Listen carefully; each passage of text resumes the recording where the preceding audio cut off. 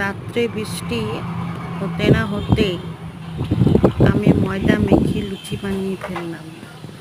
দেখতে পাচ্ছ গরম গরম লুচি ফুলকো ফুলকো বানিয়ে নিচ্ছি।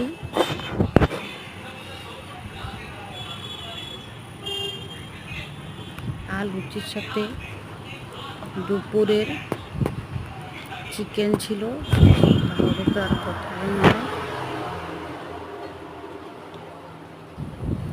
দুপুরের চিকেনের ঝোল আর গরম গরম লুচি একদম জমে গেছে।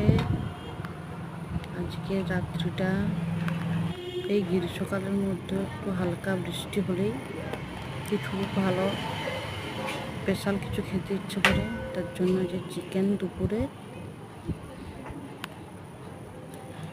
আর গরম গরম ফুলকো ফুলকো লুচি নিয়ে বসে পড়েছি আমরা। দেখতে পাচ্ছ থালায় করে নিয়ে নিয়েছি রাত্রে খাওয়ার জন্য। আমরা খাই। গুড নাইট সকলকে, ভালো থেকো আর সাবস্ক্রাইব।